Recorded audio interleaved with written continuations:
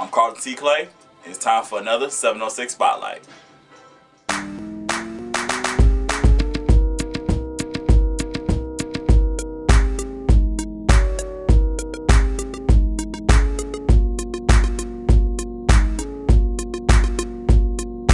Yo, it's that time again for another 706 Spotlight, and today I am here with my good friend, producer, all-around good guy, Mr. Robert McDaniel. What's going on? Just growing my beard. Just growing my beard. That's random. Not growing the beard. Yeah, growing the beard. Okay, cool. All right, guys. Like I said, this is your opportunity just to get to know Mr. McDaniel here.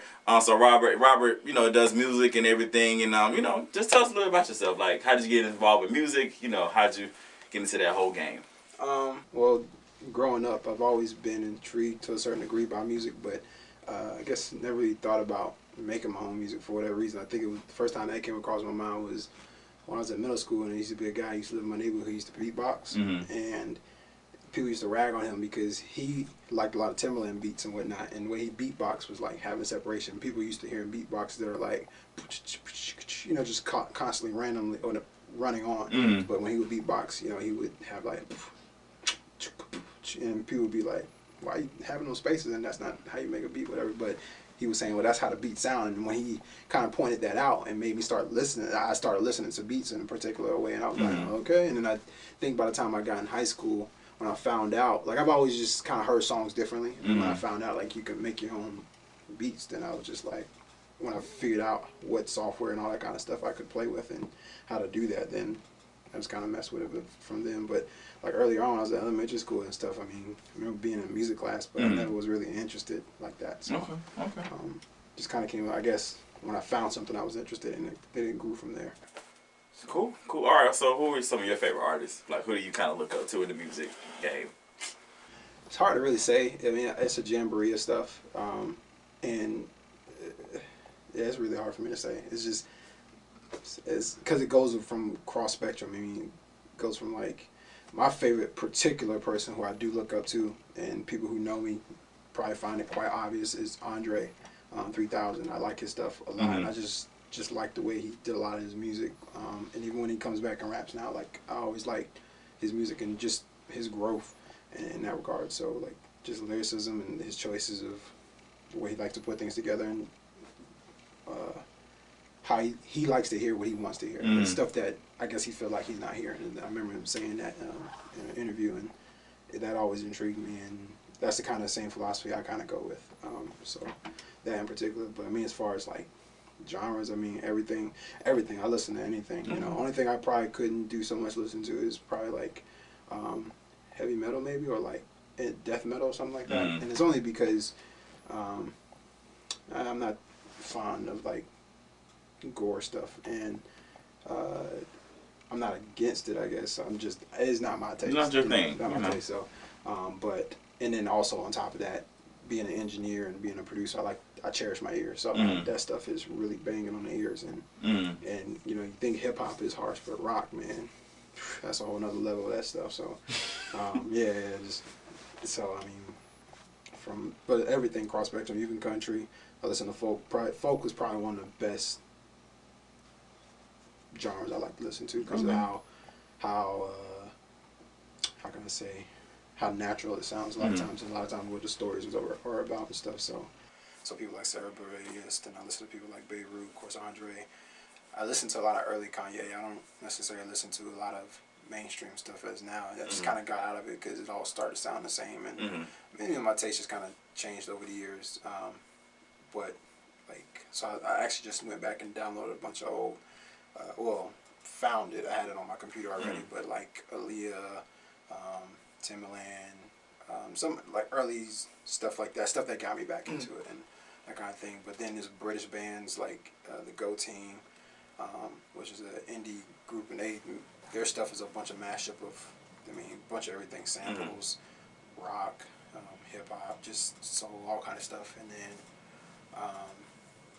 just, it's hard to really say. That's what I say. It's just, yeah, you have a wide spectrum. I just like to listen to a bunch of different stuff. Yeah, a long list. Yeah, but I would say like probably, and it's so strange because I don't like to say this to make it seem like it's arrogant or nothing, but I would say like my stuff I like to listen to the most, and stuff I have, you know, I never shared it with anybody, but it's always been inspiring to me because of it. Kind of it lives in this area of where it I particularly don't think it exists as of yet.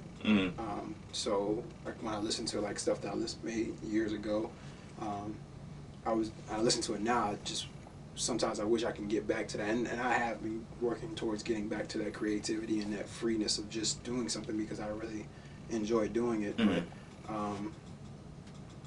yes, I mean that's probably some of the most inspirational after I got into making music, started making my own stuff, and then a lot of the originality out of it, let me say it like that.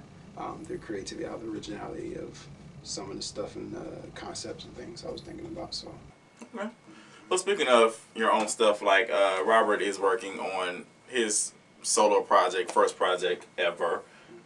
We have heard a few songs. Awesome, it's great. But how about you? You know, let the people out there know what you're working on, the title of the album, and just like what is your mindset while you're working on this project? Well, the name of the project is called The Visionary Search, and the word visionarian means the age group between 20 and 29, and it's just basically a log of a lot of things that I kind of dealt with personally, emotionally, spiritually, and just really trying to live a life of transparency and being honest with myself and that kind of thing. So this particular album is actually going to be a three-part album, three-part series anyhow, and I wanted to kind of chronicle certain areas of my life. And so the first part, which I've been working on for a while, and I feel like it's every song is a situation I kind of dealt with personally. Well, not kind of, but I did deal with personally,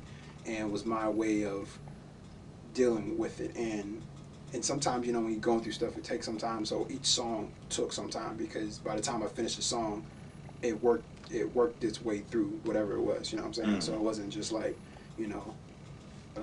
just making a song just in the moment. I try to do that sometimes. I'm trying to get better about doing that. I have some friends. I had one guy in particular who I inspire after as well. Who inspires me, and he's really good at capturing his moment, and I like that a lot because I think, of course you get your content out there faster, but at the same time, like, it's just really unique to be able to capture a moment of a thought.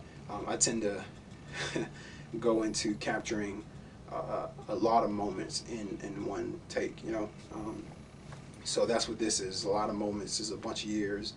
Like one thing, sometimes I wonder if it might hurt it or not, but I mean, I started a lot of these songs when I was like 24 or 22 or something, and I mean, I'm 27 now, so I mean, that's a while, but this whole process has been a beginner's process, and nothing that necessarily anybody has been able to teach me per se. I've kind of had to learn on my own because this is a unique thing. Every time I try to bring it to somebody to get some feedback and stuff from it, always was kind of a knockback instead of, we'll try it this way, because everything they would say, and sometimes it wasn't always negative, but I think they would try to cater it into a way that would probably make it more successful. But to me, it wasn't really, I guess I wasn't feeling it like that. So I just had to find my own niche and just listen to what was being said. I mean, out of my heart and my spirit, and what God was just really having me say a lot of times, and just go from that. And like I said, I think about a lot of stuff I made earlier on. It's just that's another motivation too. So yeah, I think I answered the question. I'm not sure. If people want to connect with you on Twitter or Facebook, how can they do that? On Facebook, which is Robert Earl McDaniel II. I'm on Facebook as well. The Twitter might change, so just get to the Facebook. The Facebook name will probably stay the same, and I'll add a fan page by the time. But like, it's just a bunch of stuff that I have to pull together, and all of it is being done by me for the most part. So between, it's just a bunch of stuff, like, making the songs, writing them, recording them, making the beats, mixing it, mastering it. That's just the music. Then you got to worry about imagery, and then you got to get together with people for video. And I'm started getting to a website, and there's just a bunch of stuff. So. But before this brother has a meltdown about all the things he has to do, we're going to close out the 706 Spotlight, because he's just going on a whole new world over here. So if you guys want to connect with him on Twitter, once again, it's Rob of SKMA. That's his SMK. I'm sorry, I messed it up. I'm sorry. SMK. Okay. SMKA. So Rob of SMKA. There we go. That's his Twitter. Facebook, Robert Earl McDaniel II. We're friends on Facebook. That's how I know. His fan page is coming up soon. So I just summarized everything he just said in that 5 seconds. There you go. All right. Thank you, Robert, for once again. Thank you, Robert, for joining us on the 706 Spotlight. We'll see you next time. And everybody who's out there pushing, keep pushing. And, you know, your dreams will come true. Peace.